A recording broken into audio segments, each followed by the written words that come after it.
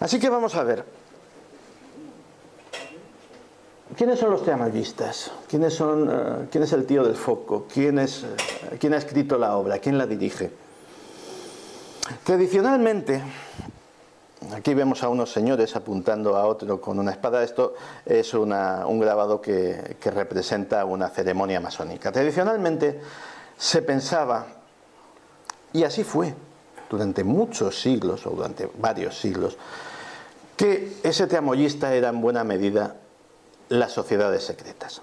Las sociedades secretas como la masonería, los Illuminati, los Rosacruces, los jesuitas, que también tenían cierta consideración de sociedad secreta a pesar de estar a la vista, eran las personas que escribían el guión de la historia. Y durante siglos lo fueron. El 1 de mayo de 1776, yo personalmente creo que esa madrugada sucedió el hecho, o uno de los hechos más determinantes de la historia de Occidente. De hecho, todavía celebramos el 1 de mayo, aunque lo llamamos fiesta del trabajo, pero hay quien cree que esa celebración viene por otra cosa, viene por la efeméride que os voy a decir ahora. Esa madrugada del 1 de mayo se fundó en Alemania la secta o la sociedad de los Iluminados de Baviera. Gente que tenía ideales que cogidos en frío no son tan malos. Los Illuminati siempre han sido los malos de la historia. Claro, luego ves lo que propugnaban: un gobierno de fraternidad mundial, con una sola lengua, con una sola moneda, sin conflictos religiosos, es decir, un mundo en el que en aquel momento todavía el poder temporal de la Iglesia era importante, sin que hubiera teocracias. Dices, bueno, pues eso podría estar bien. Y de hecho, estoy convencido de que los que formaban parte del grupo no estaban en absoluto pensando que eran malas personas y que querían subyugar a la raza humana, ni mucho menos. Creían que, como buenos ilustrados, déspotas ilustrados, pues creían que todo para el pueblo pero sin el pueblo. Es decir, nosotros sabemos lo que es bueno para vosotros y en secreto maquinaremos para hacerlo. Su influencia en hechos tan trascendentes como la Revolución Francesa es todavía motivo de discusión entre los historiadores. Los hay que dicen que no tuvieron ninguna, y yo personalmente, y muchos otros, no porque se nos haya puesto en capricho, sino basándonos, por ejemplo, en la influencia no ya de la masonería, sino de ciertas logias masónicas que tenían una notable influencia y contacto con los Illuminati, pues tuvieron dentro del proceso y del desarrollo de la revolución, pues vemos que desde esa Revolución Francesa, pasando por la Revolución Americana y pasando, a fin de cuentas, por el declive del absolutismo en toda Europa y una serie de movimientos que nos han llevado a que esos ideales que tenían se vayan cumpliendo. No estamos hablando de algo que sea inmediato, que sea fácil de hacer, estamos hablando de un proceso de siglos. Pues sí que nos llevan a que esas sociedades secretas, y los Illuminati era solamente una, tenían una enorme influencia en el desarrollo histórico de las cosas. Los Illuminati pasaron a la clandestinidad apenas nacidos. Llevaban unos años de actividad, pero el elector de Baviera consideró que eran peligrosos, decretó su prácticamente exterminio y desaparecieron del curso de la historia. Adam Weishaupt era un tío tan inteligente que ideó un sistema para permanecer y para prosperar que no se le había ocurrido a nadie en la historia de las sociedades secretas. Que era: nosotros vamos a pasar a la clandestinidad convertidos en parásitos de otras sociedades secretas.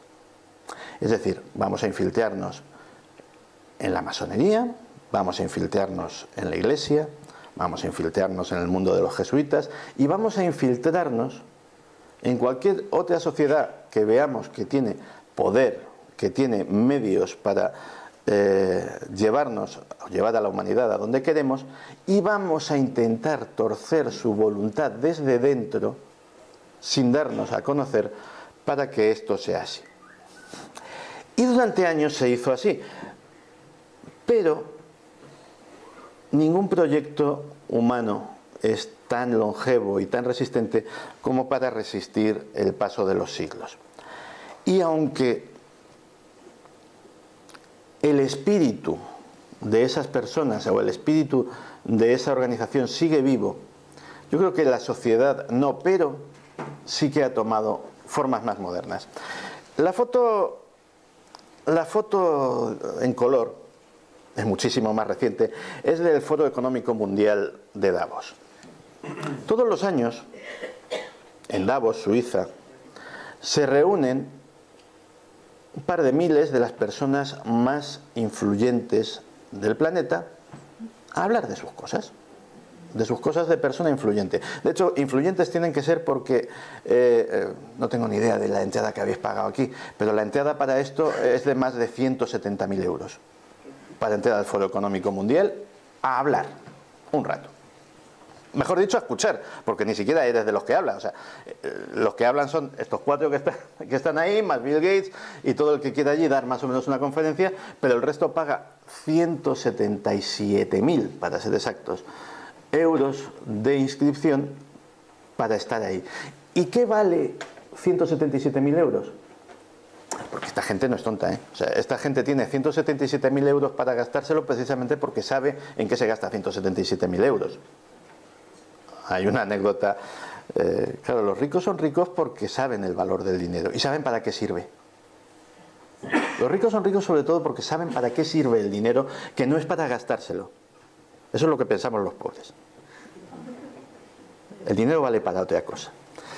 Había una anécdota que el abuelo Rockefeller estaba en Tiffany, en Nueva York, y pues debía de tener un compromiso, compré una joya a alguien, y el hombre iba preguntando, ¿y esto cuánto vale? No, pues esto $3.000. ¿Y aquello? $8.000. Y aquello, 100.000. ¡Hala! No, hombre. Y el dueño, que evidentemente era el que le atendía, ya le dice, señor Rockefeller, su hijo viene aquí muy a menudo y nunca pregunta el precio de las cosas. Entonces dice Rockefeller, se nos ha jodido, es que yo no tengo un padre banquero. Él sí. Pues bien, estos señores efectivamente tienen 177.000 euros para gastarse en esto porque saben en qué se gastan el dinero. Y créanme que si han pagado ese dinero es porque lo vale. ¿Por qué lo vale? Porque en este foro, o en las reuniones del grupo Bilderberg, del que todos o casi todos habéis oído hablar, se decide lo que va a pasar. Bueno, el que paga 177.000 y está allí sentado en la oscuridad no decide lo que va a pasar, pero va a enterarse. Saber lo que va a pasar es importante. Saber lo que va a pasar te determina dónde invertir, en qué, te determina si tu empresa tiene que entrar en expansión o tienes que despedir a 2, 3, 4.000 empleados. Saber lo que va a pasar vale 177.000 euros y muchos más. Es ahí donde se reúnen y donde deciden las cosas los nuevos Illuminati. Todos los años, la reunión del grupo Bilderberg, aquí ya ni pagando. Tú no puedes ir a una reunión del grupo Bilderberg ni con 177.000 euros ni con 177 millones. Esa ya es el top, lo más. Ahí solo se puede ir por invitación. Pues estos son muchísimos menos, no son 2.000 como los del Foro Económico de Davos. Estos son apenas, no llega a 200 nunca. Pero ¿qué 200? Jefes de Estado, presidentes, reyes, reinas, sobre todo. En nuestro caso, sobre todo reinas. Empresarios del más altísimo nivel, banqueros, directores no de medios de comunicación, sino de grandes cadenas de medios de comunicación, de grandes emporios mediáticos, alguno español, sí, ese que estáis pensando, van allí todos los años y ahí sí que se decide. Esos 200 no llega, 100 y pico, el pico depende mucho de un año para otro, nunca es una cifra fija. Esos 200 se reúnen alternativamente en una ciudad europea y en una ciudad norteamericana. Cada año saltan a un lado del Atlántico, donde cogen un resort, un hotel del máximo lujo, lo aíslan con la complicidad de las fuerzas de seguridad del Estado del país en cuestión. Es decir, de repente, en La Toja, por ejemplo, La Toja es un sitio que se presta porque es una isla. En La Toja hubo una reunión de Bilderberg. Pues de repente la Policía Nacional además hace un perímetro de seguridad. ¿Por qué? Si esto es una cosa privada. Pero lo hace. Alguien les da la orden, no sabemos quién ni por qué, pero les dan la orden. Sea aquí o sea en Estados Unidos o en Suiza o en Alemania o en los diferentes países donde ha habido reuniones. Y estos sí deciden. Estos sí que son los nuevos Illuminati. Y tienen una cosa muy divertida. Son gente, algunos de ellos son cargos públicos, son personas que están ahí porque les han votado. Otros van antes de que les voten, curiosamente. Muchos otros van antes de que les voten. Tienen una capacidad de predicción tremenda porque casi siempre terminan invitando, cuando hay elecciones en un país, al candidato que va a ganar. Nunca invitan a los dos y casi nunca al que pierde. Alguna vez se han equivocado. Pero siempre invitan al candidato que va a ganar. Para meterle en el grupito. Para impartir doctrina y que vaya conociendo a la gente que cuenta. A la gente.